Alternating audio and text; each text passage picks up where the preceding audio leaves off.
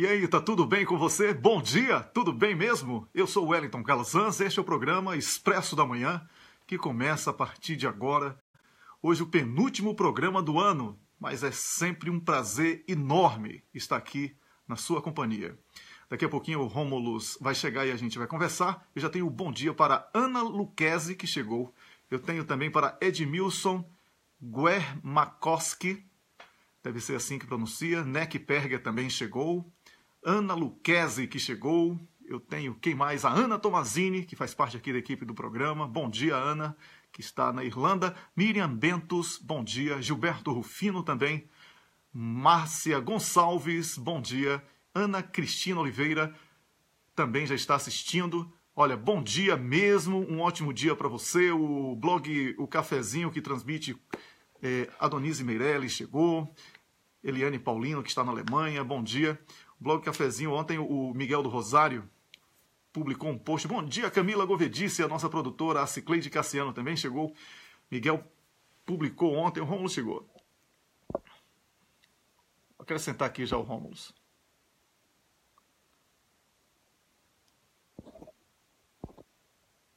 Onde está o Rômulo Maia?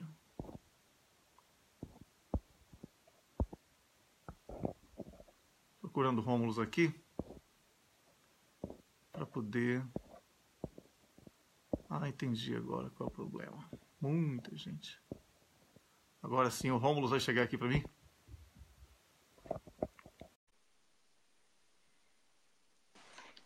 Bom dia, Wellington. Bom dia, Rômulo. Hoje deu certo, tá vendo aí? Mais ou menos, eu tô como duplo expresso. Tá uma doideira isso. Eu fiz aquilo de tentar mudar antes. Não adianta. Mas apareceu aqui você, tá? Era para ser. É isso. Bom dia, deu tudo certo. Você já está aqui com a gente. Rômulus, hoje nós temos um programa com a presença da Niobe Cunha, nossa comentarista de política de quinta-feira. Ela vai falar sobre... a Niobe já está assistindo a gente aí, dando bom dia, saravá dela e viva. Bom dia. Então, eu estava falando aqui, Rômulus, que o Miguel do Rosário ontem publicou um post falando sobre o alcance, não é, da fanpage do blog e também do blog. O blog teve uma pequena queda porque várias quedas técnicas, né? O blog teve ao longo do ano e isso atrapalhou muito o nosso alcance. Mas o blog como um todo, contando aí com a fanpage aqui do Facebook, apesar de tudo que o Facebook vem fazendo, tem muito, tá? Tem muito a celebrar, são 361 milhões, né, de visualizações. Isso é coisa pra cacete, né? Muita, né? E aí, isso direto na...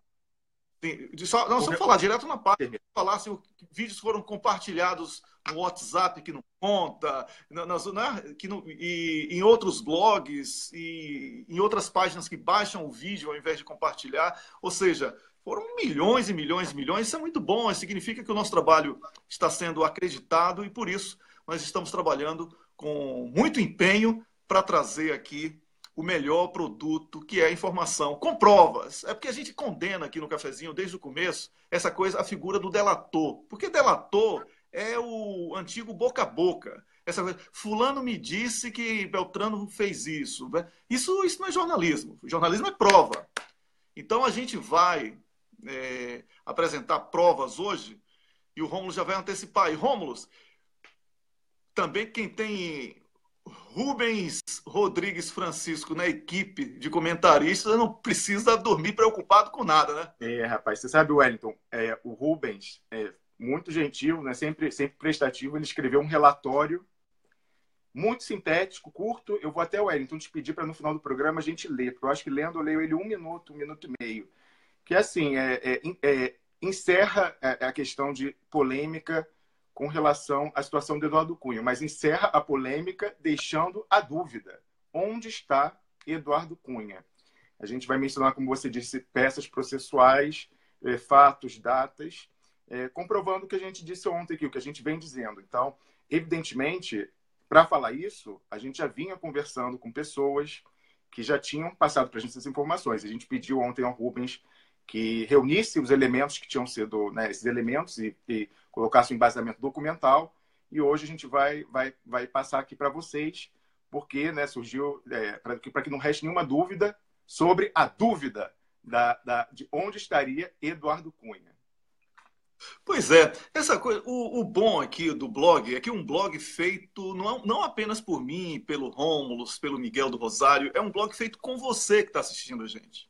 Então, se eu cometer algum erro e uma pessoa for lá e falar, olha, então você não falou a verdade não, isso aqui está errado. Eu vou lá procurar saber se realmente eu errei e se aquela pessoa está certa. Se eu errar, se Rômulus errar, nós vamos ter a humildade de chegar aqui para dizer, olha, cometemos um equívoco, me perdoe, etc. E não temos aqui rivalidade com nenhum outro blog, com nenhuma outra figura do jornalismo. De um lado ou de outro. Eu faço o meu trabalho, o Rômulus faz o trabalho dele, Miguel do Rosário faz o trabalho dele. Sempre estamos procurando fazer o melhor. Agora, eu sustento... Rômulus, eu sustento o que eu falei com o Rômulus. Eduardo Cunha influencia diretamente na política brasileira até hoje. E não é apenas por causa do relato de Renan Calheiros, não é apenas por causa de... Nós temos documentos que provam isso e serão publicados, certamente, ainda hoje e comentados aqui por mim e pelo Rômulus, porque eu não estou aqui para brincar com ninguém, eu tenho compromisso, eu faço esse trabalho aqui voluntariamente. Então, o mínimo que eu posso oferecer é a verdade, o mínimo. Se eu estou fazendo um trabalho voluntário, eu tenho que prestar um serviço de qualidade para que eu possa justificar essa audiência enorme que o nosso programa tem.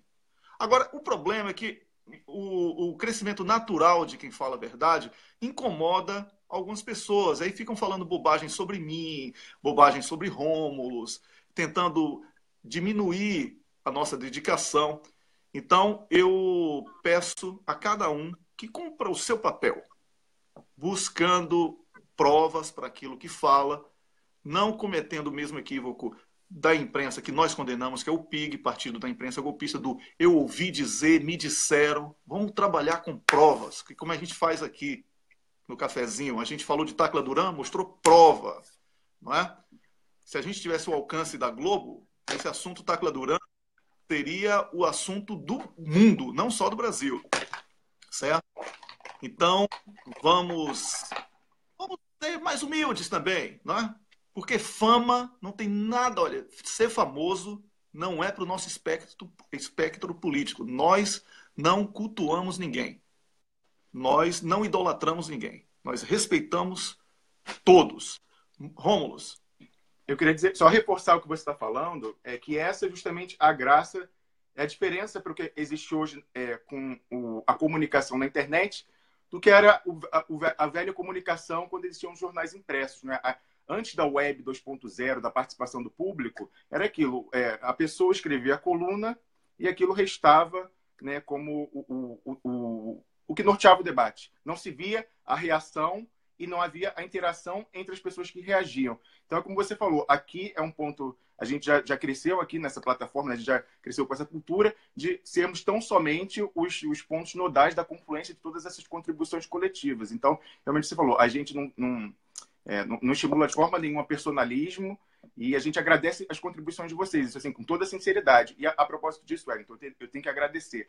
Ontem, eu recebi muitas manifestações de apoio, até de preocupação, falando, não, descansa, não, a gente está com você, força, é necessário o trabalho de vocês aí fora, porque vocês não são ameaçados, né? Não tem processos pendentes contra vocês para pagamento de indenização, esse tipo de coisa, não conseguem calar vocês pelo bolso, porque vocês vivem em estados de direito, então vocês podem falar, vocês não têm rabo preso.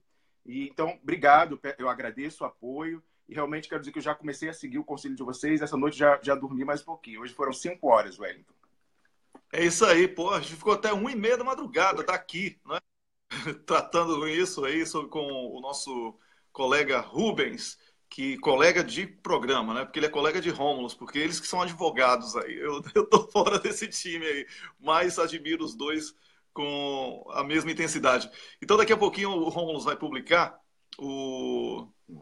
esse material aí que prova que o paradeiro de Cunha não é tão simples assim. E até porque o paradeiro que dizem que ele está, é impossível que ele pratique aquele ato de limpar a privada com escovas de dentes, não é, ô Rômulus? Não só isso, Wellington. Eu acho que tem uma questão temporal fundamental que ficou um pouco esquecida nessa discussão. É pouco relevante para a discussão se Eduardo Cunha influencia ou não a política nacional hoje falar do que ele faria ou não faria em prisão do Paraná, posto que Eduardo Cunha está em Brasília. E assim, em Brasília, em destino incerto. Como a gente vai falar aqui, a situação dele é completamente esdrúxula, atípica, anômala, e realmente com os documentos, né, com as informações coletadas pelo Rubens, a quem novamente eu agradeço, a gente quer contribuir, a gente quer a verdade. A gente quer a verdade, a gente quer saber onde está Eduardo Cunha. Então, a gente vai ter agora o embaixador Samuel Pinheiro Guimarães, logo depois nossa amiga Niobe Cunha, e ao final a gente vai voltar a esse tema e esse trabalho excelente que o Rubens fez e que ao longo do programa eu vou publicar no blog do Cafezinho, já passo o link aqui na descrição e vou colocar também nos comentários ali pregados para vocês irem lá, porque realmente eu recomendo o trabalho do Rubens, está sensacional, Wellington. É isso aí. Eu agora peço que você entre em contato com o nosso primeiro comentarista do dia, que é o embaixador Samuel Pinheiro Guimarães. O embaixador Samuel Pinheiro Guimarães, que está fazendo um trabalho espetacular em defesa de Lula. E é exatamente... Já estamos em linha. Bom dia, embaixador Samuel Pinheiro Guimarães. Bom dia, embaixador Samuel Pinheiro Guimarães. Alô? Bom dia, o senhor me ouve? Alô?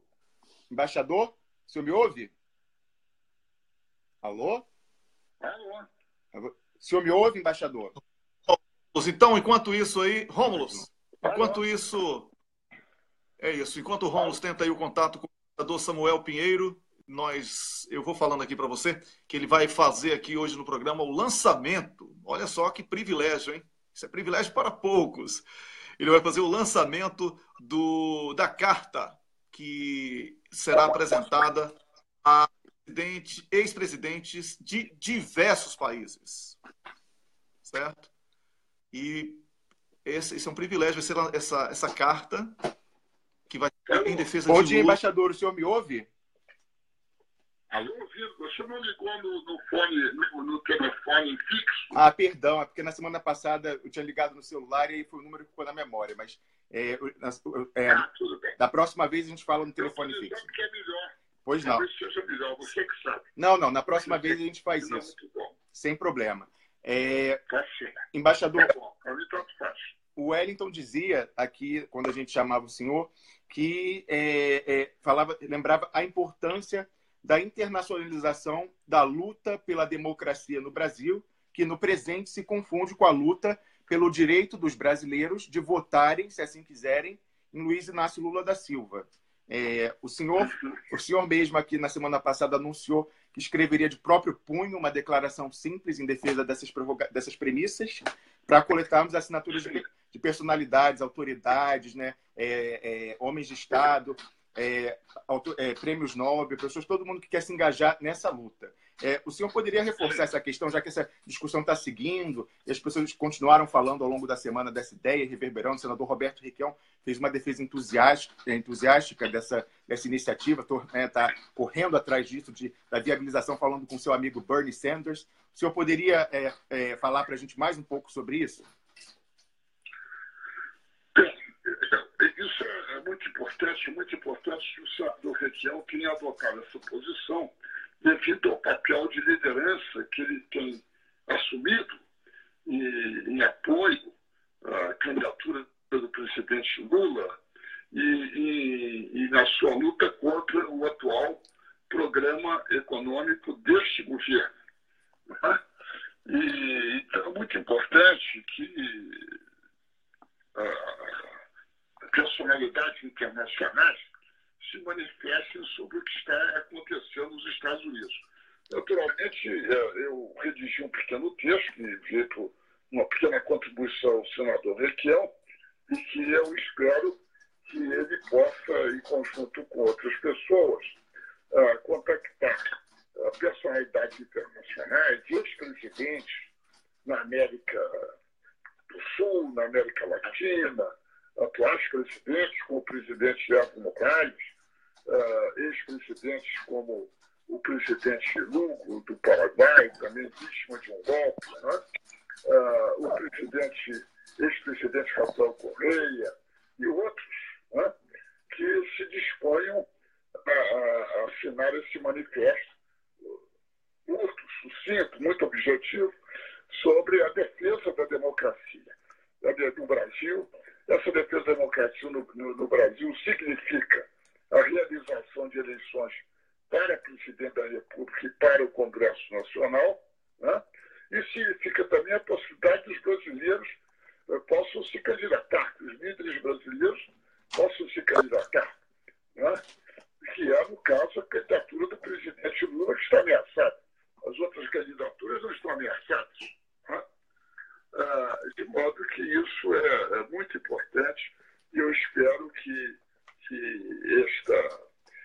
o trabalho do senador Requião, junto inclusive às lideranças que ele conhece no Brasil, na Europa, né, como presidente do Eurolat, que é o Foro Europa América Latina, né, ele possa levar esse tema ao conhecimento de personalidades importantes que venham assinar esse documento e que ele possa ser difundido no Brasil, o que é uma outra tarefa. Certo. Embaixador, eu quero dizer que nós já recebemos essa minuta de volta da assessoria do senador Roberto Requião e publicaremos assim que recebermos. O senhor ontem, eu conversava com o senhor, diga, Wellington. Não, só um recado para o embaixador, porque o Gustavo gostaria de falar com ele sobre a minuta antes da publicação, porque tem um pequeno reparo. Sim, corretamente. O Gustavo, embaixador da assessoria do Requião, vai entrar em contato com o senhor para fazer uns ajustes finais ao longo do dia e a gente, na sequência, publicará essa carta. Ontem, quando eu liguei para o senhor, embaixador, para nós combinarmos a sua participação aqui, o senhor sugeriu, como sempre, a gente quer ouvir o que o embaixador tem a falar. E ele falou que ele queria comentar sobre algo que passou, não foi tanto comentado e cuja importância é fundamental para essa batalha, que foi a decisão do ministro Gilmar Mendes com relação às conduções coercitivas e as implicações da decisão dele, falando da sua ilegalidade para o processo, porque esses processos que fizeram isso agora devem sofrer nulidades e há pessoas que estão presas aí há anos, a gente sabe disso, né? Eu acho que é algo mais característico do estado de exceção no Brasil, né, embaixador? Essas prisões preventivas que são perpétuas. E o senhor queria comentar, então, sobre a importância da decisão de Gilmar Mendes, não é isso? Certo. Olha, é uma decisão importante e é uma decisão importante do ponto de vista político, porque é um passo na estratégia de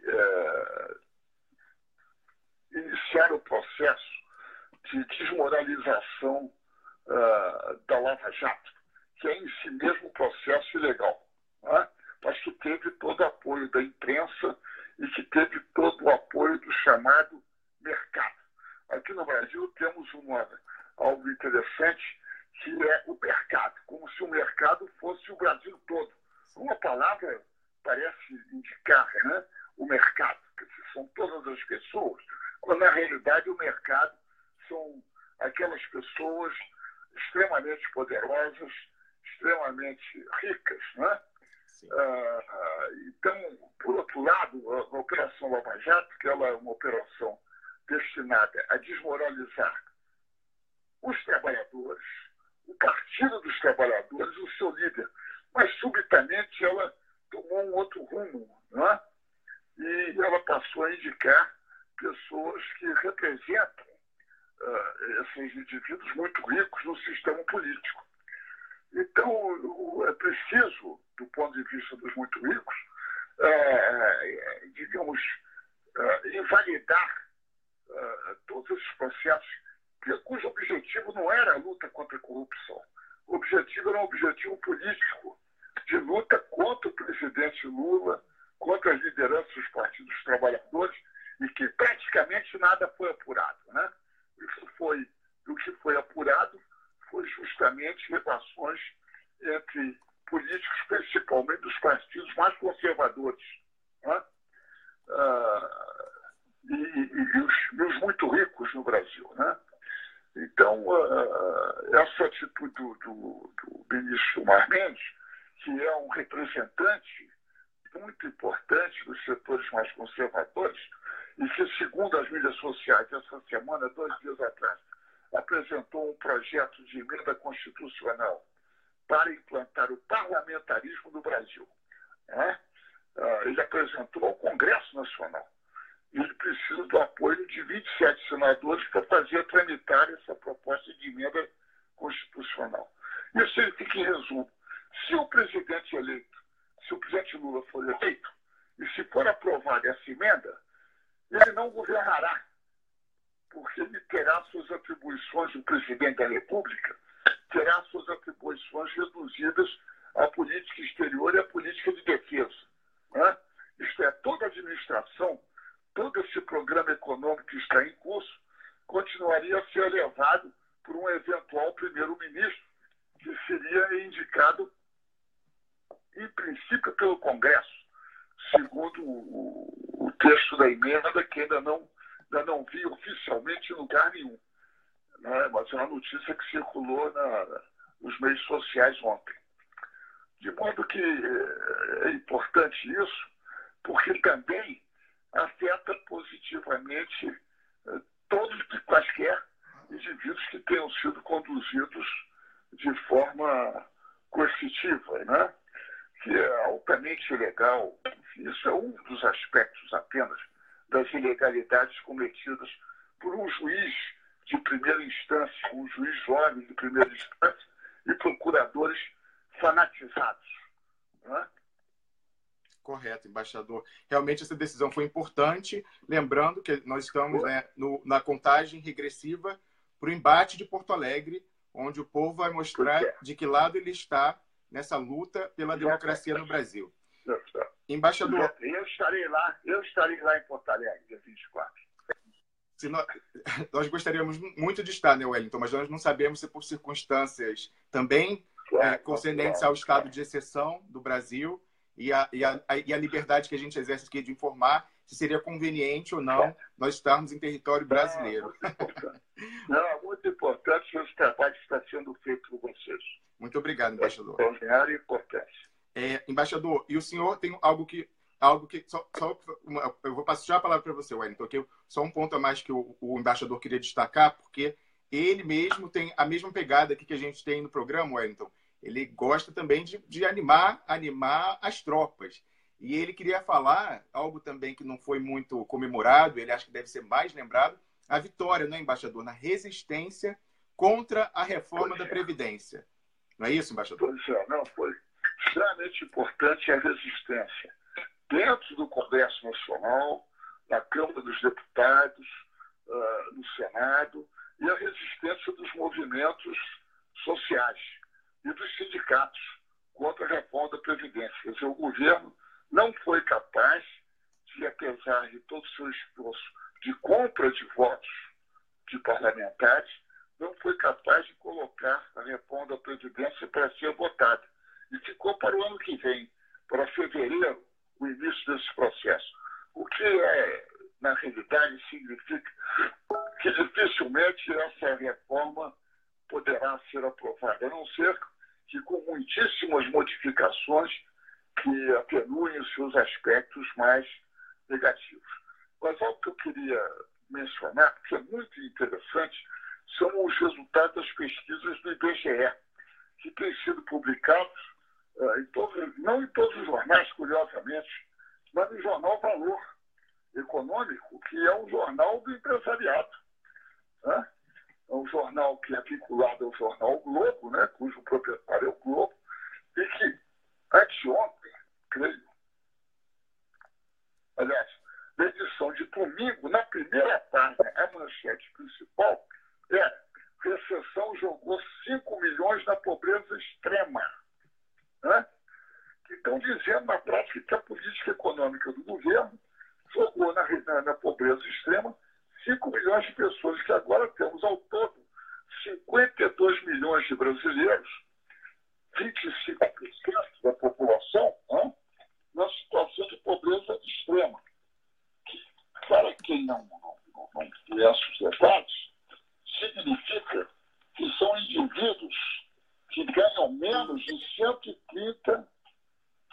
por mês, Sim. em dólares significa $1,90. Né?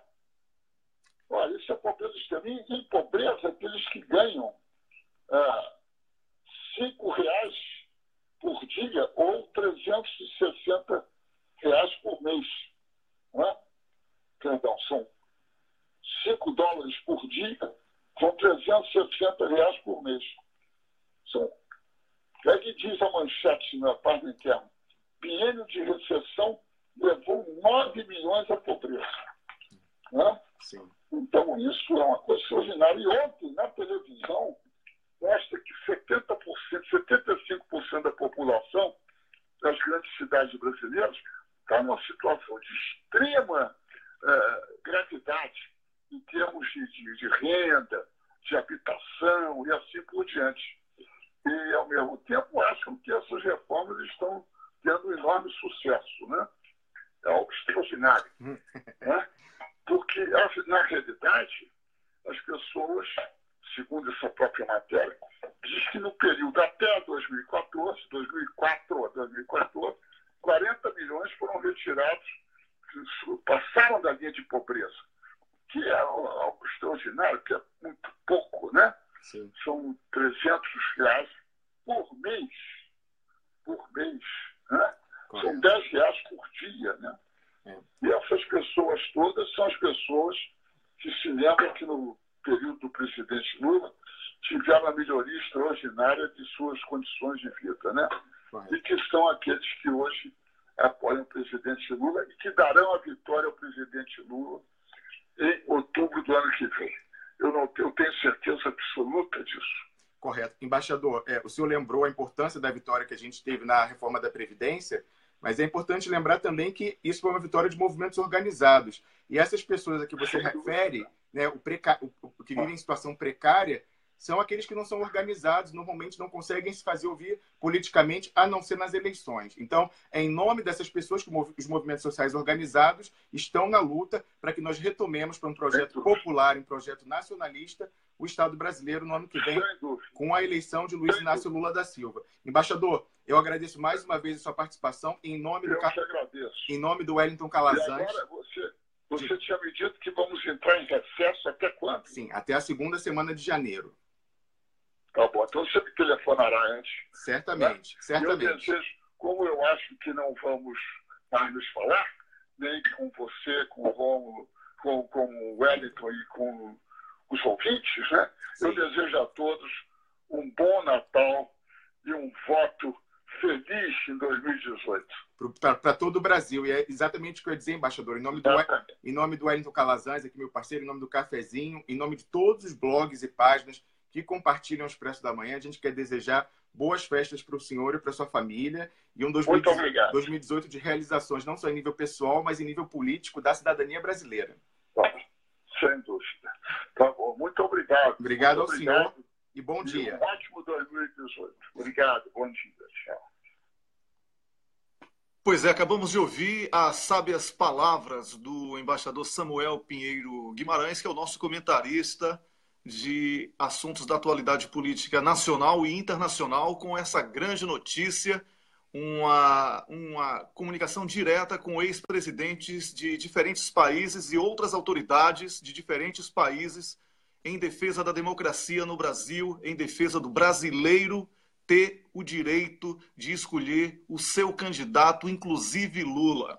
É isso aí que nós estamos lutando. Defender Lula é defender o poder que emana do povo. As pesquisas unanimemente dizem que a maioria esmagadora dos brasileiros quer Lula presidente da República, então o poder emana do povo. E é por isso que estamos lutando, Rômulo. Wellington, que notícia maravilhosa ontem de saber que o juiz Sérgio Moro tem uma rejeição maior do que a do presidente Lula, não é verdade? A bolha foi furada, as pessoas já sabem a farsa que é a Lava Jato. A Lava Jato está numa situação muito difícil juridicamente e politicamente desde o Tacla Duran, e também porque as pessoas constatam, Wellington, cada vez mais o dano à economia que foi feito em nome do combate à corrupção, que era sempre falso e que promoveu a corrupção de Estado, a corrupção da persecução penal para achacar e extorquir pessoas. Então, isso é uma vitória, não é, Wellington? Pois é, olha, e eu quero falar sobre isso. Toda vez que eu ouço essa coisa de pesquisa que tem o nome de Moro para saber de rejeição, eu me sinto tão envergonhado. Juiz em pesquisa para saber de popularidade. Ô Moro, vai procurar o que fazer. Eu estou aqui com o Niobe para falar coisa séria. Ô Niobe, bom dia, Niobe Cunha. Bom dia, cafezada. Cafezada. Bom dia amanhã, bom dia a todo mundo. Que sacada foi essa? Cafezada foi maravilhoso. Eu vou adotar isso aí, posso? É nosso. É nóis. Ô Niobe Cunha, é sempre um prazer tê-la aqui. Não poderia deixar de ser diferente numa quinta-feira, mas essa com um gostinho, assim, um gostinho especial por duas coisas, né?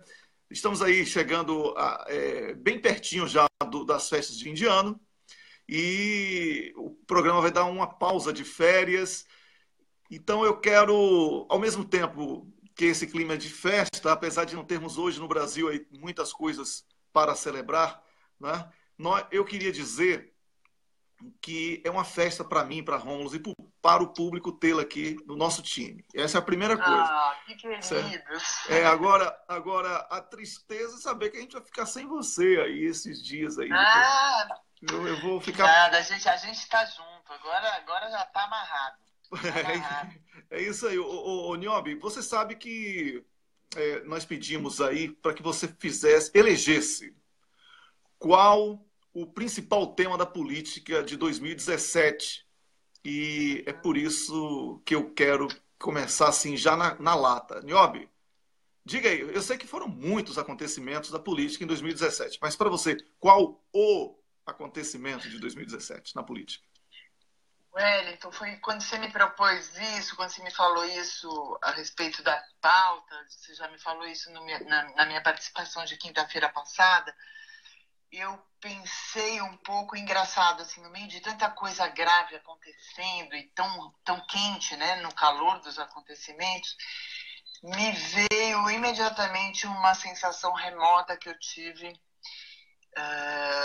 que me mobilizou muito, que foi a morte da Dona Marisa. Eu achei um fato político muito significativo. Uhum.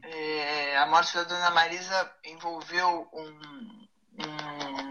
um roteiro de espanto, de dor, de ódios, de certa revelação, né, em que ponto, até que ponto a gente chegava, né, nessa disputa política, né, e eu acho que a morte da Dona Letícia simboliza bem em que ponto que a gente está da política, né, como é que a gente está discutindo política. Tem várias facetas da morte dela que me chamaram a atenção. Ela ficou praticamente entre uma semana e 10 dias, né, em coma, em agonia, e isso mobilizou muito o momento político, que estava, enfim, fervilhando, né, logo no começo da gestão golpista, enfim, todas as inseguranças que tinham vindo à tona. E surge né, essa situação peculiar que foi a morte dela por um AVC. Que foi uma coisa que culminou de uma perseguição, tal qual o reitor Cancellier. Eu vejo muita semelhança no que aconteceu na tragédia do reitor Cancellier com a tragédia da Dona Marisa. E para mim isso é um fato político, sim, porque isso demonstrou a que ponto a questão, essa perseguição, que na verdade é uma perseguição jurídica, política, enfim, de vários matizes, até que ponto isso chegava. Como eu sou jornalista, a minha observação sempre é meio relativa a como isso é noticiado, como isso é passado para as pessoas, como é que isso é comunicado. E foi realmente uma coisa triste ver as pessoas divididas entre ódio e solidariedade. Não teve um silêncio respeitoso, não teve enfim, um apoio respeitoso. Virou um grande manifesto, né, político. Pessoas desvairadas em porta de hospital, batendo panela, gritando, Facebook bombando, Twitter bombando, enfim. E daí surgiram vários questionamentos, né, do que significava essa luta política. No dia que ela morreu, enfim, foi uma coisa assim, aconteceu enfim, um barulho imenso das pessoas que questionaram várias coisas. E nesse dia, por que eu escolhi esse tema, Wellington? Porque nesse dia eu fiquei muito tocada com a mobilização, com as pessoas, as coisas que as pessoas falavam.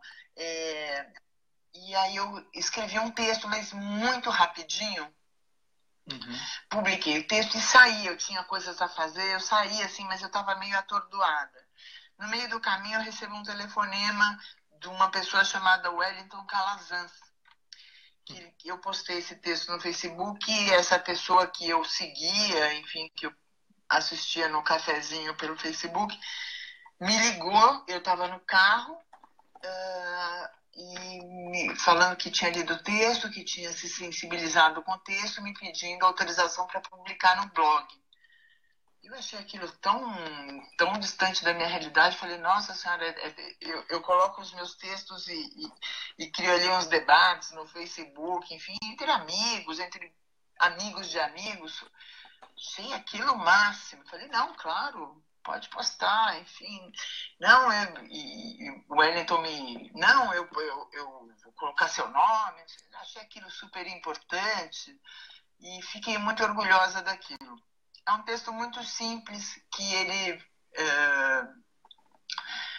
inaugurou a minha amizade com Wellington e que veio da onde está dando até agora, e que é um texto que fala de tudo que a Dona Marisa não podia fazer. Ela não podia dar festa junina no Palácio do Planalto porque aquilo era brega, ela não podia ser dona de casa porque ela tinha que ser primeira-dama, ela não podia andar atrás do Lula porque isso para as feministas era uma ofensa horrorosa.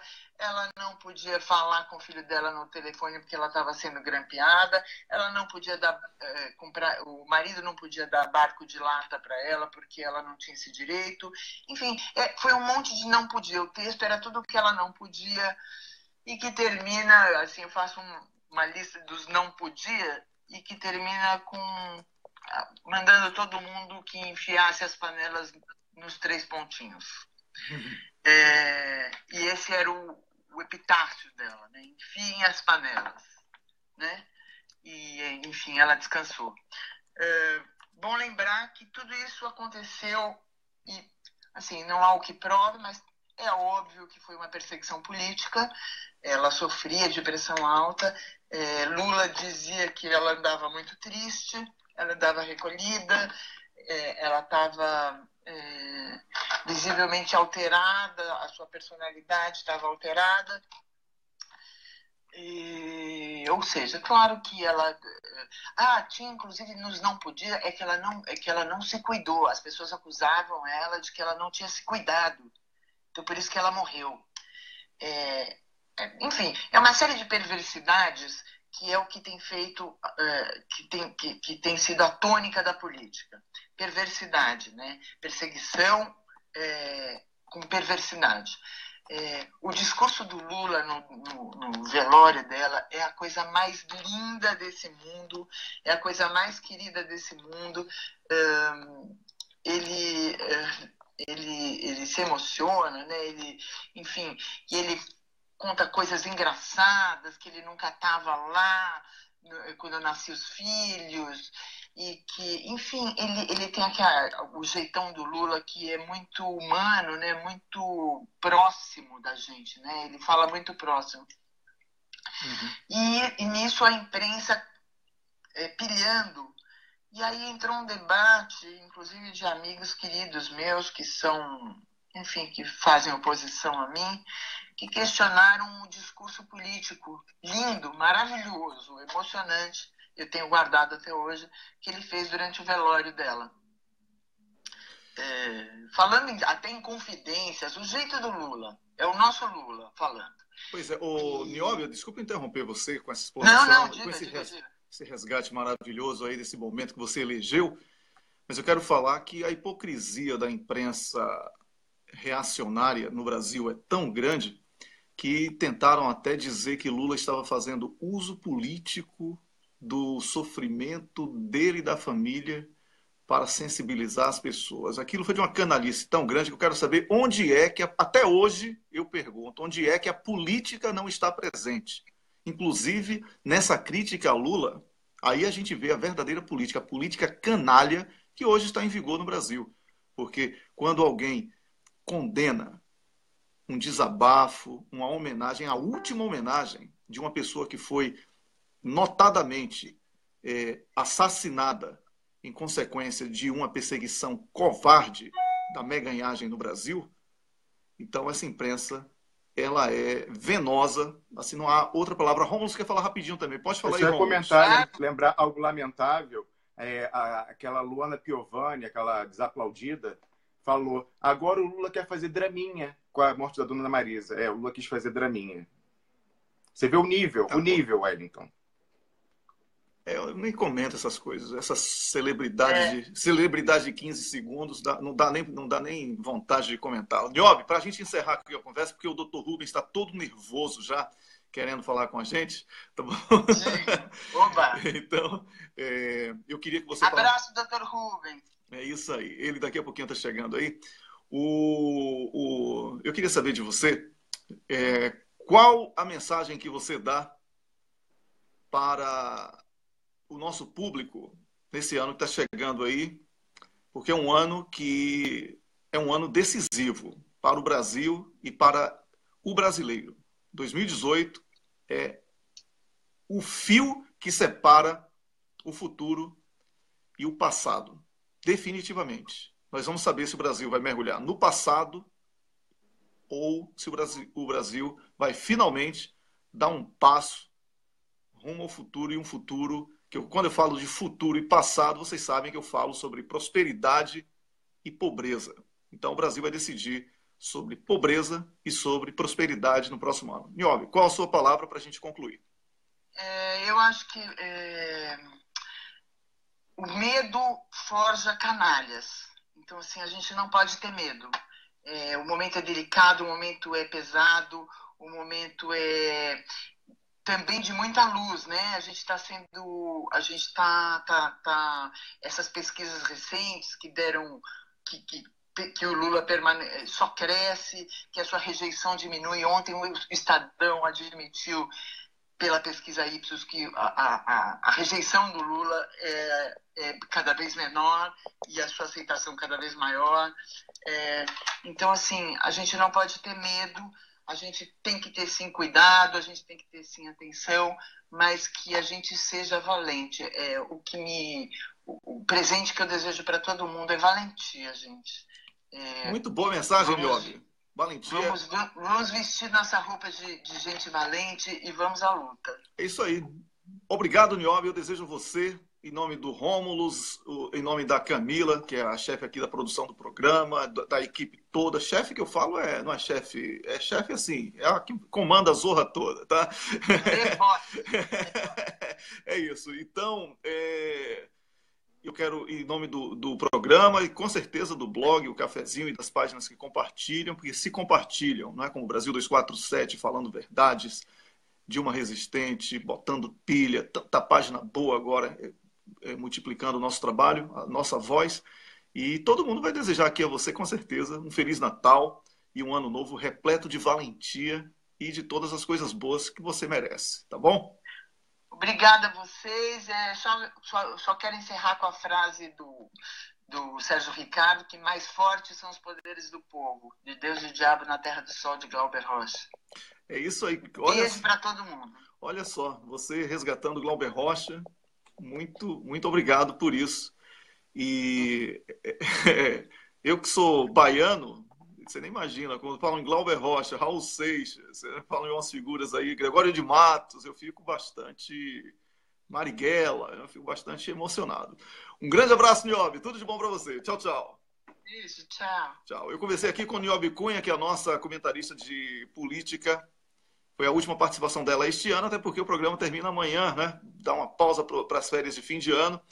E eu já vou agora direto falando com o doutor Rubens Francisco. Wellington. Não, eu vou passar para você, mas ele já vai ficar em linha, só para eu só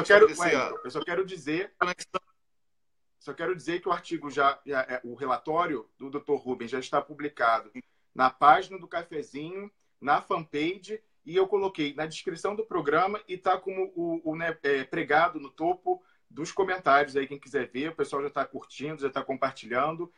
Eu recomendo que todo mundo veja, é muito sintético, curto, mas assim, contundente. É isso aí. E graças à participação direta, a gente já tinha se despedido dele na terça-feira, desejado Feliz Natal, próspero Ano Novo, aquela coisa toda, né? Aquele ritual ganhar presente de Natal. O Rubens mandou uma Ferrari para mim pelo correio. Chaveirinho, né? Um chaveirinho. Pois é. Rubens Francisco, doutor Rubens, que é o nosso comentarista aqui de assuntos jurídicos, eu quero, antes de ouvir a sua bela voz, agradecer a você por ter aceitado esse convite e por ter contribuído decisivamente para que o nosso público conheça a verdade sobre o destino de Eduardo Cunha. Como o Rômulo falou, o post já está fixado aqui no programa e já está publicado no blog, o Cafezinho, e com certeza as outras páginas vão compartilhar, porque é um blog é um post de extrema relevância para acabar de vez com o disse-me-disse sobre a presença de Eduardo Cunha na política brasileira, mesmo em tese, sendo uma pessoa condenada. Quer dizer, nem condenado ele é. Atenção, nem condenado Cunha é. Isso aqui é sensacional que o Rubens traz pra gente. Bom dia, Rubens. Bom dia, tudo bom? Tudo ótimo. Rubens, a gente trabalhou, você um pouco mais cedo, mas foi durante a noite aí no Brasil, eu e Rômulo com você até a madrugada daqui, da Europa, e quase 2 da madrugada, e a gente debatendo o que fazer, o que não fazer, o que falar e o que não falar. E você nos enche de orgulho por fazer parte dessa equipe. E eu quero que você fale aí qual foi a metodologia que você utilizou para chegar a este texto que acabou de ser publicado no blog. Então, eu fiquei surpreso com a notícia, né, que o Rômulo perguntou para mim. Atenção, tive um probleminha aqui com o som do Rubens. Em conexão ruim do Brasil, né? Eu vou desligar e ligar de novo para não ter erro, né? Então, não ter erro. E aí, o Rubens vai chegar com certeza com voz. Vamos ver aqui. Enquanto isso, eu queria comentar o título que eu achei muito legal, que é o seguinte: seguindo as pistas da prisão, entre aspas, de Eduardo Cunha, o caminho da verdade. E aí o lead é o seguinte: separando fake de real news, a temida influência de Eduardo Cunha na política nacional, para além de relatos de terceiros, em on ou em off, é hoje fato jurídico julgado em decisão colegiada da Suprema Corte Brasileira. É isso aí. Nada além da verdade. O Rubens está tendo um problema no sinal aí. Que pena, né? Mas é o seguinte, enquanto o Rubens não chega, você já vai lendo aí o artigo, porque ele ficou pequenininho. Ficou assim. Né? E depois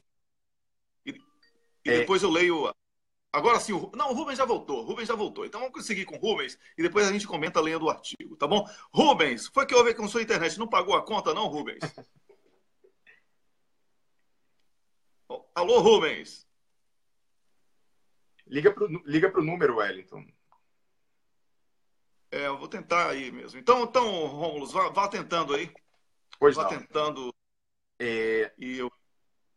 O Rubens, de uma maneira gentil, se dirige a gente, né? Porque ele acompanhou os últimos programas, essa discussão sobre a circunstância do Eduardo Cunha. Então ele fala, prezados Wellington.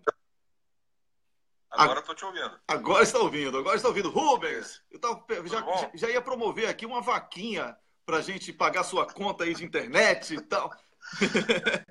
Rapaz, São Paulo está passando uma dificuldade enorme. A internet não é a prova de chuva, segundo você. Então, caiu um temporal, tá um tempo ruim aqui, e aí não sei, né, como é que isso influencia, mas é fato, influencia a transmissão ficar ruim, enfim, é um problema sério. Mas vamos lá, qual foi a metodologia, Rubens, que você utilizou para chegarmos a esse material fantástico que acabou de ser publicado? Eu assino com o Rômulo, não sei se o Rômulo botou meu nome, não vi ainda o artigo, mas está lá, com certeza é 98% seu, não é? 1% aí, humildemente meu, e 1% do Nada. Rômulus. Quem assina é ele, é Rubens, claro. É isso aí. Vamos nessa, Rubens. Não, então, porque assim, quando o Rômulo ligou para mim e falou desse comentário do Nassif, fiquei surpreso, porque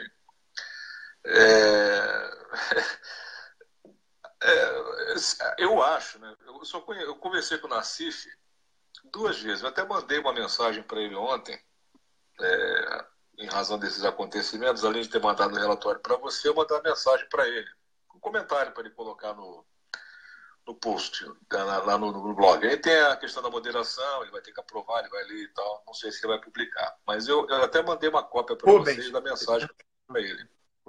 Só falar uma coisa rápida. Eu conversei com o Nassif 2 vezes. Uma por telefone, na época que a Lei Cancelia não tinha esse nome ainda, 2016, ela estava estagnada lá no Senado, estava com muito problema por conta dessa escola que o Sérgio Moro criou no país, né, do direito do inimigo, né, que você não tem possibilidade de defesa. E nós já estávamos imaginando um procedimento de anistia para os sindicalistas, porque é praticamente impossível vencer a muralha draconiana do TJ lá do Rio de Janeiro, de outros estados, como aconteceu com o Prisco.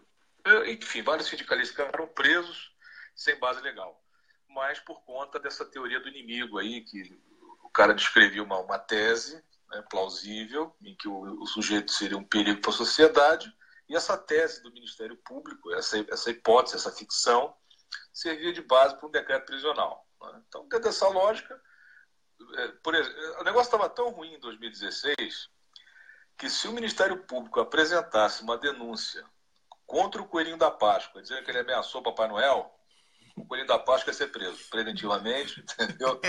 E não interessa se os dois não existiam. O interessa é que o promotor foi lá, contou uma história, fez a denúncia, o juiz pega e decreta a prisão e acabou.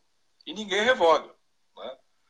O único que você consegue alguma coisa é o Gilmar Mendes, né? E mesmo assim, sob críticas, sob comentários, né? Enfim. Então, nesse contexto, em 2016, a gente encontrou esse projeto de lei, na época a relatoria do Jucá, então você imagina, né? Projeto de lei de bandido, que não sei o quê, que não pode e tal. Aí fomos e juntamos um material evidenciando os crimes do Ministério Público, justamente para ele atacava certos grupos políticos e econômicos através da ação, né, que é a questão da lawfare, e favorecia outros. Né? Então, era necessário uma lei daquela natureza. E aí tomou um gás. Aí o Renan pegou a relatoria disso aí, mandou juntar esse documento. Essa documentação toda está juntada na PLS 280, hoje Lei Cancelia, está dentro do processo legislativo. Tivemos vários percalços. O Nassif ligou para mim, porque foi a única manifestação positiva e com documento dentro desse processo, pedi uns detalhes e até tive que fazer assim, uns comentários contrários a Marco Aurélio, porque na ocasião Marco Aurélio, para impedir... Quer dizer, isso não está explícito, mas a coincidência é gritante. No dia 6 de dezembro, quando ia entrar em pauta no Senado para aprovação da Lei Canceler, que estava tudo certo, o Marco Aurélio solta uma liminar caçando a presidência do Senado do Renan, num processo do Rede, que era a DPF 402. Aí eu entrei como amigo escuro nessa DPF, pedi para ele reconsiderar a liminar, né? Eu também juntei esse material na PL 280, né? Sugerindo que o Senado não acatasse a decisão do Supremo, porque, explicando, né, que é uma insubordinação, porque não recebeu o oficial de justiça, e aí eu escrevi, assinei, coloquei dentro dessa PL 280, que não existe insubordinação a quem não é subordinado. O Senado não é subordinado ao STF. Eles estão equânimes, eles estão no mesmo patamar, entendeu? Uhum. Então, em tese, não poderia uma decisão monocrática de um ministro, com todo respeito, com as 1000 vênias, pedir 1000 vênias pela intervenção, entrei pela janela, entrei com o amigo Cury. Ele foi muito educado, né? Não aceitou a intervenção com o amigo Cury e tal, mas foi muito educado, como sempre, é muito polido. E a gente complicou, assim encerrou o ano de 2016, no meio dessa confusão toda. O Nassif publicou, inclusive, essa parte dessa história, dessa nossa intervenção na PL 280, assim, na origem da Lei Canceler, do que hoje é a Lei Canceler, no blog dele. A matéria era, acho que o xadrez do golpe, o xadrez de alguma coisa assim. Então isso foi ano passado. Esse ano encontrei com o Nassif na PUC, quando foi o lançamento do livro Comentário a uma Sentença Anunciada. Aí estava lá o Cacai, estava o Cardoso, e a gente comentando aquele clima, né, de que a Lava Jato era abusiva e tal. Então, me surpreendeu quando o Rômulo comentou essa história do fake, que ele teria falado esse tipo de coisa, sem ao menos perguntar antes de publicar. No máximo que poderia acontecer é ele ficar curioso sobre esses comentários do Cunha, que nós fizemos na terça-feira, e vocês têm falado, a gente tem conversado às vezes através do Skype, através de métodos aí de comunicação, sobre essa situação do Cunha. Porque o Cunha, quando ele veio para Brasília, ele veio numa situação esdrúxula. Eu tentei, en passant, ver se conseguia conversar com ele, por isso que eu fui na Papuda, porque o destino de um preso, né, assim, não é que ele não é condenado, ele é condenado em primeira instância, ele não é condenado em sentença transitada e julgada e recorrida, ou seja, ele não está condenado na última instância, que onde, em tese, te leva à prisão, como é o caso do Maluf. Já fez todos os recursos, está lá no Supremo, já esgotou, em razão disso, acabou os recursos, aí ele pode ser levado à prisão. Essa é a proposta da Constituição de 88. O Cunha, a exemplo de vários brasileiros, ele está na situação nova, em que você é um preso por decreto. Decretaram a sua prisão, você vai preso e acabou.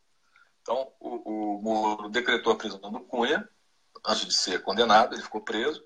Foi condenado em primeira instância, ele não é condenado irrecorrível, em tese, pela Constituição de 88, ele ainda goza da presunção de inocência, ele não deveria estar preso. Ele só poderia estar preso se ele fosse um cara que matasse, entendeu? Tal. Então, o que acontece? A defesa do Cunha entrou com vários pedidos nesse sentido. Todos eles foram negados, porque a Procuradoria-Geral da República, na época o Janot, juntou provas, escreveu no seu parecer que Cunha, mesmo preso, isso é palavra do Janot, por isso que eu coloquei aí. Não é que a gente vem aqui falar a teoria da conspiração e ficar com tipo sci-fi aí, tipo ufólogo que fica vendo ET. Então, quando a gente comenta alguma coisa em público, até porque eu sou advogado, tenho que zelar por pela veracidade, né, do que está sendo proposto, sob pena de cair no ridículo. E sob pena de comprometer as defesas que a gente patrocina. Então, quando eu falei que a tese de que Cunha teria intervido de algum modo para excluir o nome de Tacla Duran do relatório é com base em todos esses elementos de convicção provados dentro do processo penal e apreciados por ministros. É uma decisão colegiada. Quando o Janot apresentou as provas e o argumento de que Cunha deveria ficar longe de Brasília, né, e em hipótese alguma ser liberado, porque mesmo preso ele dominava a Câmara, esse parecer o Fachin aceitou preliminarmente como relator, e depois a decisão do Fachin foi ratificada por vários ministros do STF, uma decisão colegiada. Então essa decisão não é que o Rômulo teve uma perereca, eu acho que é assim, eu acho que o Cunha está fazendo. Não é desse jeito. É baseado em um trabalho jurídico, né, com provas, com pareceres do próprio Poder Judiciário, do próprio Ministério Público. E a única tese plausível, perceba, nós estamos naquele período tenebroso do Brasil, do Poder Judiciário, das teses. Uhum. O que está condenando, absolvendo, falando, são só teses. Alguém imagina alguma coisa, a tese é plausível, isso vale. O Moro ele decreta prisão preventiva, ele condena, tudo com base em teses. Então, nesse universo de teses, sabendo que o Cunha, enquanto estava o Janot à frente do Ministério da Procuradoria-Geral da República, vedava a possibilidade de ele ir a Brasília, porque longe ele já influenciava a Câmara, imagine algumas quadras da Câmara o que ele não poderia fazer. Aliado a isso, a vinda do Cunha para Brasília foi totalmente fora do normal. Se é que ainda tem alguma coisa normal, né, em termos jurídicos no Brasil. Por quê? Ele não foi para Papuda. Lá estava até pronto para ele compartilhar a cela com o Funaro. Né, que ele ficaria lá, porque quando um preso, né, está custodiado pelo Estado, ele é transferido, ou ele tem que se apresentar, né, em algum lugar, ele permanece no estabelecimento prisional. Por quê? Porque nós temos uma coisa chamada LEP, Lei de Execuções Penais. Essa lei ela normatiza o tratamento, né, como que deve lidar com uma pessoa que está sob custódia do Estado. Né? Então, dentro da LEP, o normal seria que ele viesse num veículo oficial, né, devidamente escoltado lá por policiais e tal, conduzido até a Papuda e lá permanecesse à disposição da Justiça, que no caso seria em razão da 10ª Vara Federal. Certo. Ô, Rubens, mas você disse que você foi lá na Papuda e Cunha não está na Papuda, não é isso? Não está. Com certeza não estava. Não estava na Papuda, não estava na Superintendência da Polícia Federal, também fui lá. O que disseram de boca é que ele estaria no DCCP, que é um lugar assim para preso da Polícia Civil do Distrito Federal. Uhum. Né? E aí tem essas questões, se ele ficava lá, como é que era o controle. E eu até mandei fotos aí, que o lugar é precário. Uhum. De todos esses lugares aí que ele poderia estar, né, aguardando aí a decisão da Justiça, aguardando a disposição do Poder Judiciário, o lugar mais precário é justamente, supostamente, esse DCCP. Pois é, o Rubens, apenas para informar o nosso público, eu quero falar que essas fotos a que você se refere, elas estão publicadas, aí foram publicadas há pouco no artigo de uma pesquisa muito boa que você fez e que você deu aqui para mim e para o Rômulo, que está publicado no blog O Cafezinho. Então, eu sou muito grato. Mais uma vez, Rômulo quer fazer uma pergunta aí rapidinho, Rômulo. Não é, na verdade, uma pergunta. Eu queria informar o Rubens que realmente eu fui lá verificar e o comentário dele ainda não entrou, não foi autorizado pela moderação. Mas, para facilitar, porque mesmo no post do Nassif, a maioria dos leitores se questiona, a maioria tem dúvidas sobre a situação prisional, entre aspas, do Eduardo Cunha. Então, eu, como sou ainda blogueiro do GGN e sou assinante, eu gosto de ler o GGN, sempre gostei de ler as colunas do Nassif. Foi ele que me inventou, digamos assim, porque foi ele que me convidou para ter um blog lá no GGN, então vou ser eternamente agradecido a ele. eu, nessa qualidade, eu não preciso de moderação para os meus comentários. Então, eu tomei a liberdade, Rubens, de pegar o seu comentário, que você já tinha me enviado, e estou colando aqui ali na sessão para que todo mundo possa ver. E vou deixar, evidentemente, o link para o artigo que nós acabamos de publicar no Cafezinho, com o seu relatório, com as fotos, com os números dos processos, né, o cronograma de todo do trajeto do Eduardo Cunha ao longo das supostas prisões. Então, para todo mundo também lá no GGN poder contribuir para essa busca pela verdade. Ok. Ô Rubens, então, se o Cunha estaria, pelos relatórios que você seguiu aí nas pistas, preso nessa tal dessa DCCP, e pelas fotos aqui, isso aqui parece um pinico com grades, né? Assim, uma coisa que não dá para o cara, se ele tiver duas ideias, ele tem que sair para trocar de ideia e voltar com outra ideia para ficar lá dentro. Duas ideias não cabem lá dentro, imagine. Aí, então, aquele ritual de limpar privada, de ler Bíblia, não sei o que e tal, isso... Tá. Então, deixa eu te explicar. É que assim... É que o pessoal não entende como é que é essa dinâmica de prisão, como é que é o universo prisional. Esse termo faxina, não é que ele vai fazer faxina, limpar coisas. O faxina, ele é um título como se fosse o xerife do ambiente prisional. Tem várias alas, né? Vários raios ou vários pavilhões, né? Então, naquele pavilhão, que é um setor assim com várias celas destacadas, os pavilhões, os raios, eles são destacados por uma questão de lotação, né? Em tese, tem uma lotação máxima de pessoas que poderiam permanecer ali, detidas, né? Então, por pavilhão, você tem uma lotação, além da lotação por cela, né? Tudo isso é hipotético, porque no Brasil cabe 12, tem 50. Né? Então, é completamente absurdo. Só ele tinha uma lotação na orientação carcerária lá em Pinhais, uma cela só para ele. A cela 607, né, na ala 6. Inclusive o Zé Dirceu, ele estava numa cela partilhando com o Argolo. Está falando que ele estava lotado na mesma cela que o Cunha. Tem um erro aí, né? Ele estava preso, né, detido lá. Esse ele está falando, né? Ele que você está falando é o José Dirceu, é isso? Não, o Nassif está comentando aí que o companheiro, né, de cela do Cunha, né, que seria o Dirceu. Na verdade, o Dirceu estava preso no mesmo estabelecimento prisional, na cela na movimentação carcerária oficial, porque não é assim, como se fosse um safari, você joga o preso lá dentro, ele acha onde ele fica, ele acampa onde ele quer e tal. É tudo normatizado. Quando um indivíduo entra no centro prisional, ele vai para uma cela dentro de uma ala. Por quê? Vamos supor, eu chego lá para, sei lá, pedir uma procuração para ele, para fazer um procedimento qualquer. Então, eu me apresento, advogado de fulano e tal, CPF e tal. Aí, o serventuário do sistema prisional, ele acessa o sistema e digita o nome do detento, então vai aparecer onde ele está, para que ele possa ser localizado dentro do complexo e ser trazido ao palatório. Entendeu? Não é essa bagunça, o cara entrou, ele fica onde quer, sei lá, ou fica com quem quer. Não é assim.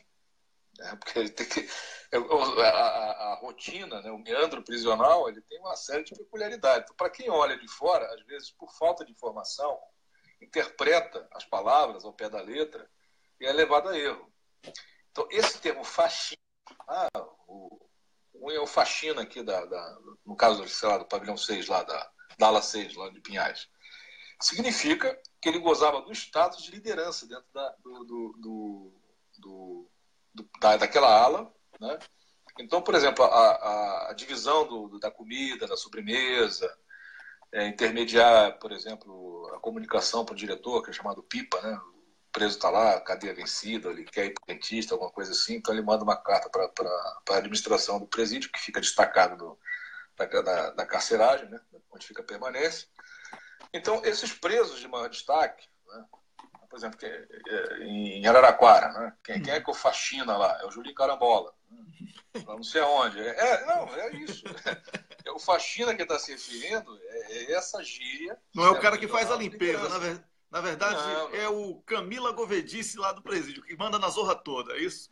Exatamente. Ela seria a faxina aí do cafezinho. A faxina, que você vai falar qualquer coisa, tem que falar com ela primeiro.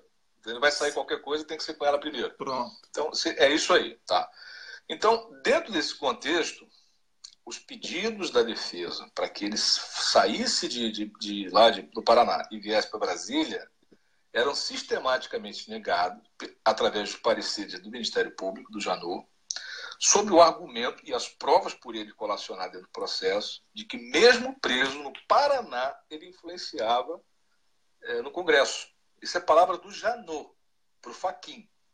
Não é palavra minha, sua, do Rômulo e tal. Isso é oficial, eu te mandei o documento aí pro Rômulo, mas como não tem essa publicidade toda em cima de processo, talvez o Nassif tenha sido induzido a erro por falta de informação. Eu até me dispus, se ele quiser, estamos aqui, eu levo a documentação para ele, levo as peças de processo, ele é jornalista, ele pode ver comigo aqui, eu apresento para ele. Não sei também se já foi levantado o segredo de justiça dos processos do Cunha, né? Em razão disso que não pode ser exibido a peça em si. Mas o teor da peça, eu mostrei para o Rômulo é advogado, né? Para poder fundamentar o que a gente está falando aqui. Não é leviano, ele viu os documentos, tem assinatura digital, ele pode conferir mesmo aí da Suíça. Ele acessa o site do STF, vai conferir as assinaturas digitais desses documentos que eu mandei para ele, e vai conferir que a documentação é verdadeira. O Janot efetivamente falou isso, o Fachin efetivamente concordou com isso, e os ministros da segunda turma efetivamente votaram nisso. Então, submetido ao Poder Judiciário, todos esses argumentos que a gente está comentando aqui foram apreciados e tidos como verdade. Então, estamos sob chancela do STF. Não há que se falar em fake news. A gente está falando de uma coisa aqui sedimentada, comprovada, e não por nós, pelo próprio Poder Judiciário, entendeu? Rubens. Agora, a situação do Cunha... Sim. Pois não. Não, conclua. Exatamente por causa do tempo. A situação do Cunha é esdrúxula na medida que ele vai para Brasília depois que o Janot saiu, né? Boi depois de morto vira vaca, então, né? Acabou essa história aí. Ele veio para Brasília sob pretexto de fazer prestar esclarecimentos na vara federal. Não estava na Papuda, não estava na Polícia Federal. Segundo disseram, ele estava no DCCP. DCCP é essa precariedade que você viu aí no documento que eu te mandei, né? Teve rebelião. Já está publicado no blog. E também aqui na fanpage. Então, tá aí o Simpol, o Divinato, a gente fez vários trabalhos aí de ações para a polícia, de salubridade, periculosidade, reposição salarial. Então a gente tem uma luta muito grande aí com a polícia de vários estados, inclusive do Distrito Federal. Esse material é do Simpol, né? Então, realmente, se tudo isso é verdade, isso tem ofícios para a segurança pública, né? Para o Ministério da Justiça, das condições deploráveis que já se encontrou essas dependências carcerárias aí. Então, de todo o universo carcerário de Brasília, o mais precário é esse, né? E não sei por que ele estaria lá, né? E, assim, também lá, sei lá, é uma coisa esquisita, né? Então, a rigor, não se sabe exatamente onde o Cunha está. Porque se ele estivesse na Papuda, por exemplo, teria um registro, do mesmo jeito que aconteceu em Pinhais. Ele está na cela X, na ala tal, com o papai e tal. Então tá lá. Na hora que ele sai, você entrar na cadeia é rápido. Você sair, rapaz, você não tem noção. Você tem que passar por um monte de porta, um monte de revisor, um monte de coisa, tem que assinar um monte de negócio. Então, toda entrada e saída de um estabelecimento prisional é altamente burocrático e totalmente supervisionado. Você passa por um N sistemas antes de chegar na rua, né? E geralmente você vai na caçamba da viatura, né? A viatura fechada, né? É chamado bonde, né? E aí você de lá é levado diretamente onde o juiz te requisitou, né? Então não se tem notícia dessa movimentação, quando que ele foi, para onde ele foi, o que ele fica fazendo. Eu te mandei umas fotos aí das estações aí da DCCP. Do conforto, né? Então, você imagina que ele sai com a foto do Cunha. Ele sempre sai com terno impecável, barba feita, entendeu? Cabelo, né, com corte moderno. Parece que ele está saindo de um flat. Então, parece que, se você cai num lugar desse daí, em 5 dias você parece um troglodita, porque não tem gilete, você não pode se barbear. Né? para tomar banho, você viu que não tem condição nenhuma aí. Você dorme no chão, num colchão improvisado e tal, você fica tudo amarrotado. Você sai no bagaço. Uhum. Você viu quando mostraram as celas do Cabral, a foto do Cabral quando era governador, a foto do Cabral quando era... Veja bem, eu não concordo com esse tipo de exposição de pessoa presa, tá? Eu acho isso uma afronta, uma violação, uma violência desmedida, mas uma afronta leve. Rubens, aqui nós não estamos colocando em xeque o ridículo, quão ridículo é essa exposição de presos. A questão que se coloca aqui é que nós denunciamos neste programa, através do blog O Cafezinho e das páginas que compartilham, que Eduardo Cunha influencia na política. Wellington. Sim. Posso colocar um áudio a esse respeito? Curtinho. Pode falar. Por favor, Pode só um falar. momento.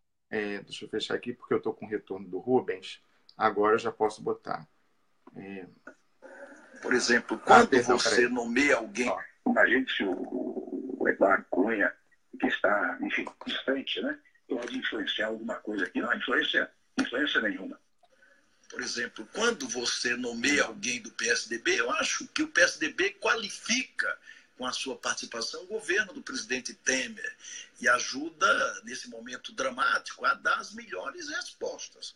Agora, esse grupo originário, que tem como líder e chefe o Eduardo Cunha, que as pessoas vão a Curitiba para saber o que é que ele orienta, o que ele recomenda, o governo não pode ficar exposto a isso. Não pode ficar exposto, e o PMDB não concordará que o governo continue a ser influenciado por Eduardo Cunha ou por alguém que o sucedeu no processo político-legislativo. Evidentemente, a primeira voz é de Michel Temer, negando que Cunha exerça influência sobre o governo, e a resposta do então líder do PMDB no Senado, o senador Renan Calheiros, falando a verdade, que na Câmara quem manda é Eduardo Cunha, e foi ele, segundo ainda na semana passada o senador Renan Calheiros, falou, foi o Eduardo Cunha que nomeou o novo primeiro-ministro do Brasil, que é o homem do Cunha, o deputado Carlos Marum, que é o mesmo homem do Cunha que retirou do relatório final da CPI todas as menções ao amigo pessoal do Moro, Carlos Zuccolotto, e a tudo que revelou Rodrigo Tacla Duran.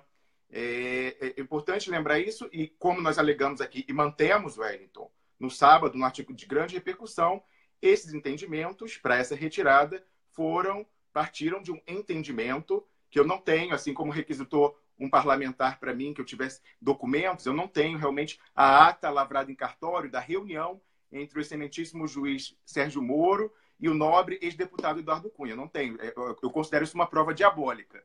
Mas, enfim, o parlamentar que é jurista certamente conhece as implicações do termo. Mas, mesmo não tendo eu confirmo o relato da minha fonte de que foi um entendimento, sim, um acordão, em troca da liberdade de Cunha, porque, como nós dizemos, a situação de prisional, entre aspas, de Cunha resta sendo uma dúvida. Ele quer resolver isso para poder frequentar os melhores restaurantes com Cláudia Cruz. Então, em troca da liberdade oficial, deixar de viver como um clandestino e poder aparecer novamente em público, foi retirado tudo que provocava problemas gravíssimos para o Eduardo Cunha e para o juiz Sérgio Moro, para o Dedê e toda a gangue da panelinha de Curitiba. Fala, Wellington.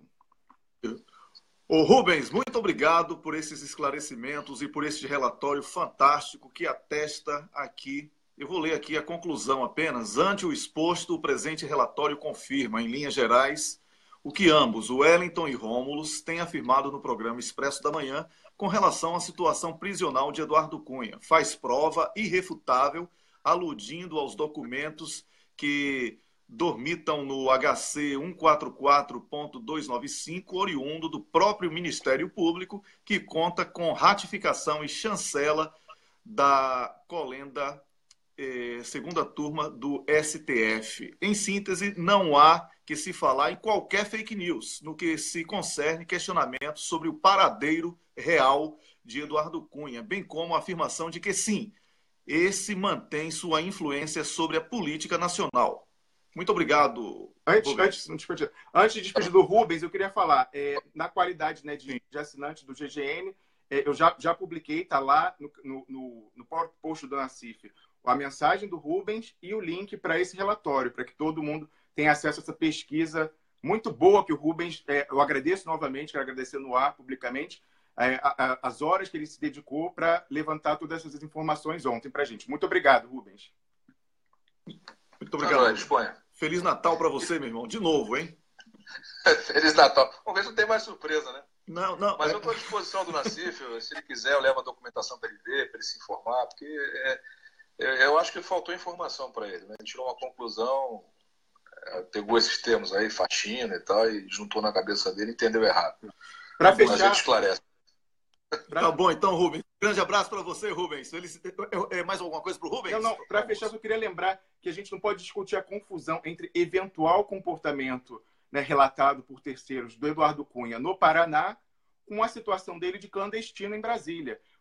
A discussão hoje é a influência que Eduardo Cunha tem na capital federal. No relatório do Rubens, ele ressalta o quão esdrúxula é a permanência dele. O Supremo Tribunal Federal já decidiu que, justamente pela influência que ele mantém, o Fachin tinha decidido, foi ratificado pela segunda turma, pela influência que o Janot comprovou com provas um pleonasmo, mas hoje em dia no Brasil a gente tem que falar assim, né? Comprovou com provas, foi concedida por Fachin, ratificada pela segunda turma e não executada. Olha isso, uma decisão do Supremo Tribunal Federal dizendo que Cunha deveria regressar ao Paraná não foi cumprida ainda, já passou mais de 3 semanas. Então, assim, você vê o quão não influente é Eduardo Cunha. Simplesmente ele tem uma ordem da segunda turma do Supremo Tribunal Federal para ir para o Paraná e ele permanece na capital federal. Por que é tão importante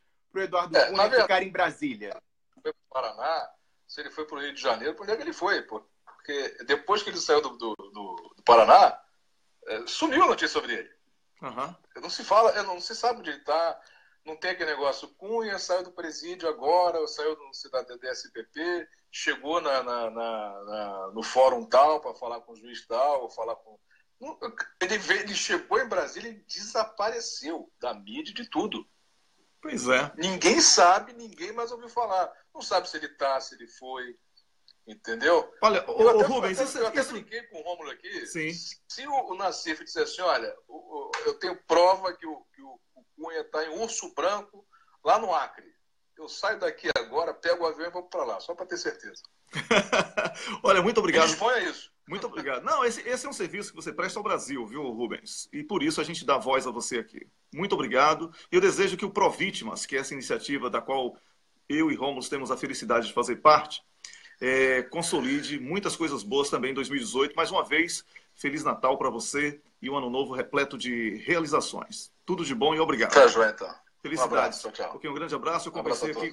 Obrigado você. Eu comecei aqui com o Dr. Rubens Francisco, que é o nosso colunista para assuntos jurídicos no programa Expresso da Manhã e que você assiste hoje ao finalzinho agora do penúltimo programa, né? Do penúltimo programa de 2017. Rômulos, para a gente encerrar rapidinho aí agora. Exatamente, Wellington. Eu preciso fazer essa menção.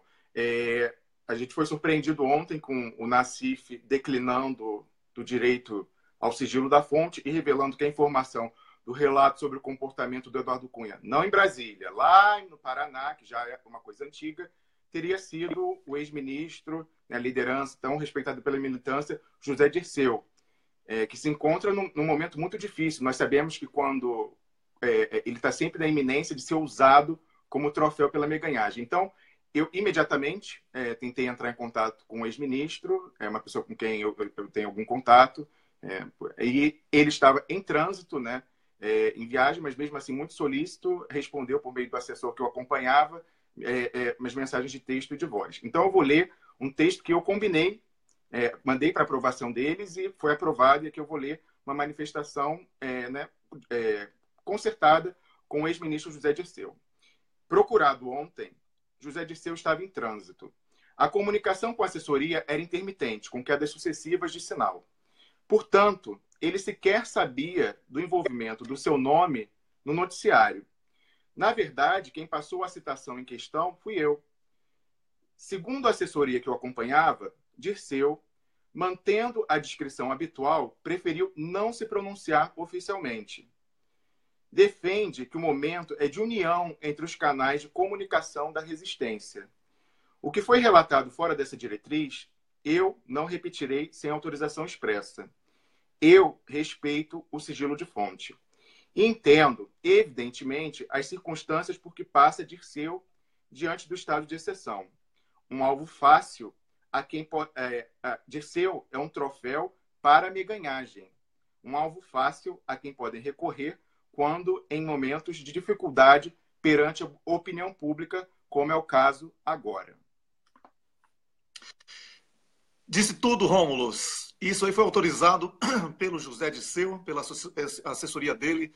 À 1 da madrugada, estávamos ainda acordados, 1 da madrugada daqui, estávamos ainda acordados e conversando com o Dr. Rubens e cumprimos o nosso papel, porque o Cafezinho é o blog que gera esse programa e o único compromisso que eu tenho com o Miguel do Rosário é de publicar a verdade, para a gente não brincar com notícia. Por isso que a gente, às vezes, tem muita informação de boca, de garganta, de gogó, de delação, não é? Mas a gente não publica, a gente quer provas. Porque esse negócio de me disseram, esse disse-me disse, em tempos de internet não rola mais. Ô, Rômulo, para concluir... Então, para concluir mesmo, eu tenho que agradecer, Wellington. Como eu disse, a comunicação foi muito difícil, então a boa vontade, a prestatividade do Fernando Neto, assessor do Dirceu, que já esteve aqui, inclusive, no programa, falando da campanha Resistência José Dirceu, e convidamos ele mais uma vez, porque é sempre importante manter a defesa, sabendo disso, quanto a faca fica no pescoço do José Dirceu, é sempre importante lembrar a militância do uso político que se faz dele. Então fica aqui o meu agradecimento ao Fernando Neto, além, evidentemente, do ex-ministro José Dirceu. É isso aí. Muito obrigado, Rômulus. Muito obrigado a você que participou desse programa, ao Dr. Rubens, a Niobe, ao embaixador Samuel Pinheiro Guimarães, por esse dia maravilhoso, penúltimo dia do programa esse ano. Amanhã, o último programa desse ano. E a gente já convida você para fazer parte amanhã de um programa que vai ser de retrospectiva e também de muitas mensagens positivas. Quem é o cocô do dia para você? Eduardo Cunha. Eu quero saber onde ele está. Eu quero saber onde está o cocô, Wellington. É isso aí. Onde é que está o cocô, Cunha?